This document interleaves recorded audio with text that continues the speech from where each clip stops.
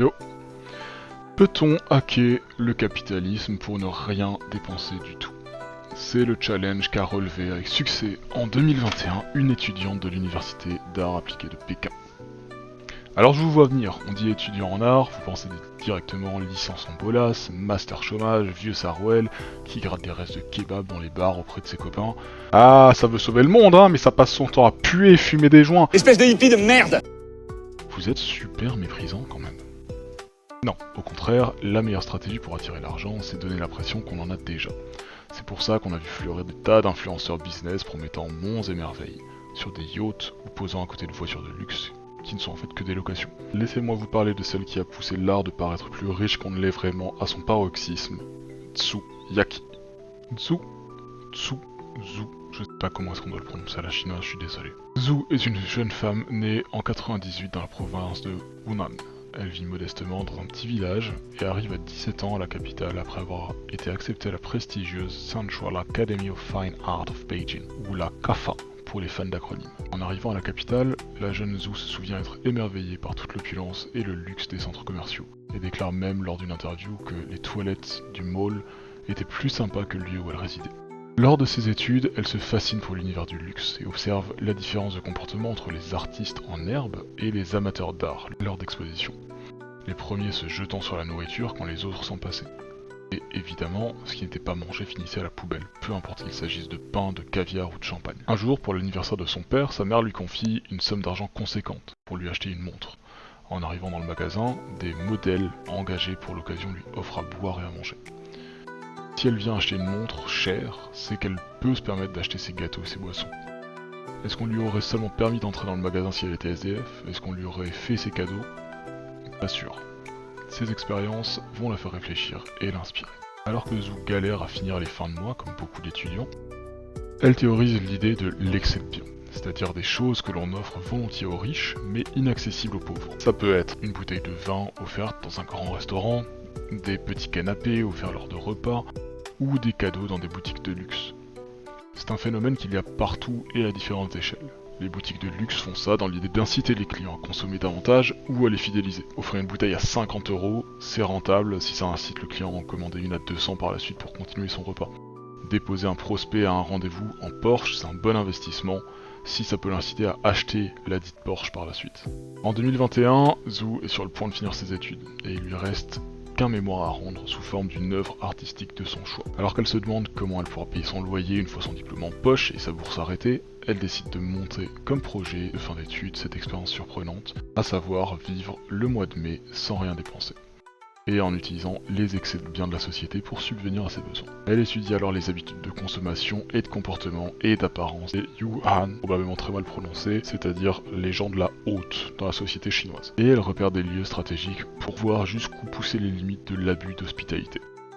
Zhu démarre son expérience le 1er mai 2021, avec un faux sac Hermès, de faux bijoux, et fait un deal avec le patron d'un café en échange de faire du cosplay durant 3 jours. Il lui donne un endroit où dormir et lui paiera le taxi jusqu'à l'aéroport ainsi qu'un ticket d'avion pour 190 yuan, c'est-à-dire 25 € pour un vol interne. Après ces 3 jours, Zhu arrive à l'aéroport.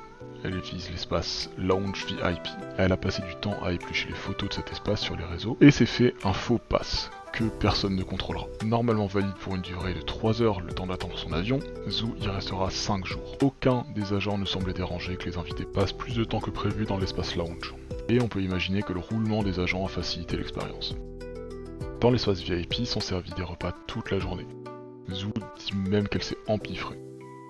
Elle a fait des stocks dans son faux sac Hermès, puis elle est allée en panique dans une boutique Gucci quand ça ne rentrait plus dans le sac, et elle a demandé poliment un sac en papier.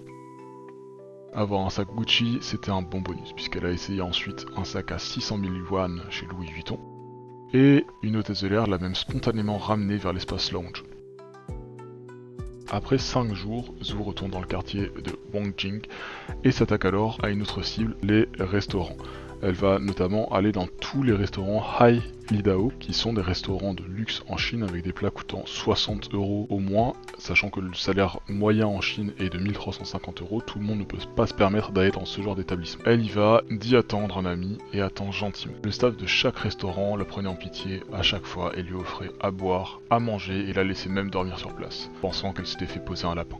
Après avoir bien profité de l'hospitalité des restaurants, elle décidera d'aller au centre de Pékin pour s'attaquer à ses deux dernières cibles. Et à ce moment-là, il y a un petit problème dans son expérience, c'est qu'elle n'a aucun moyen de transport, elle n'ose pas frauder, et donc elle devra rejoindre le centre de Pékin à pied, ce qui représente quand même 20 km. Elle dira avoir mis 2 jours à le faire et avoir dû dormir sur un banc public pour passer la nuit. Elle finit par arriver au cœur de la ville, à une vente aux enchères, avec des vêtements légèrement salis, un peu usés, mais un maquillage toujours impeccable. Elle se comporte comme quelqu'un qui est prêt à acheter. Elle aura l'occasion d'essayer des bijoux, sur proposition même des employés, qui la voient mettre des prospectus dans son sac. Ce qui fait qu'elle a à un moment porté une bague à 10 yuan et une bague à 600 000 yuan à chaque main. Lors de la vente, elle se gavera de chocolat. C'est un procédé qu'elle va répéter plusieurs fois, qui lui permet de manger dans la journée, de passer un bon moment, même de se faire draguer par un gardien une fois. Et le soir, elle s'attaque aux hôtels de luxe. On pourrait s'attendre à ce que squatter un hôtel ce soit plus compliqué que squatter un lobby d'aéroport ou un restaurant où le personnel est plutôt sympa avec nous. Mais en fait, ça avait pas l'air si compliqué que ça pour Zhu.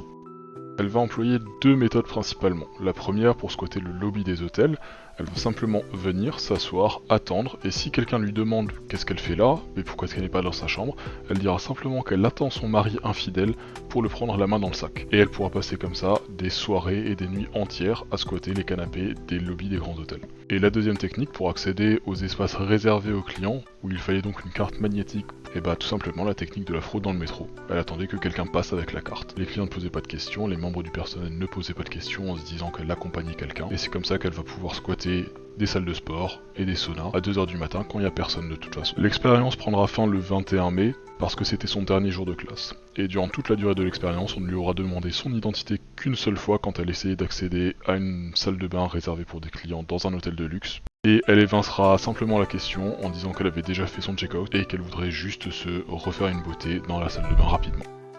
En tout, elle aura pu passer 21 jours dans la capitale chinoise, sans jamais rien dépenser. Zhu le dit elle-même, l'expérience n'est pas parfaite, et beaucoup de monde en Chine lui ont reproché d'avoir elle-même des privilèges sans qu'elle s'en rende compte. C'est une jeune femme, dans les canons de beauté chinois, étudiant dans une grande université, ce qui a forcément impacté ses habitudes, lui facilitant le déguisement. Faut aussi noter que l'expérience qu'elle met en scène parle de nourriture, de boissons et de lieu où dormir, mais pas d'habits et de maquillage. Pourtant, dans des scènes qu'elle a elle-même filmées, on la voit avec différents habits. C'est pourtant une part essentielle de l'expérience. Il est possible qu'elle ait loué des vêtements et qu'elle les ait rendus par la suite, mais c'est un aspect qui n'est mentionné nulle part, et qui montre qu'un minimum d'investissement de départ était nécessaire, tout comme sa préparation en amont.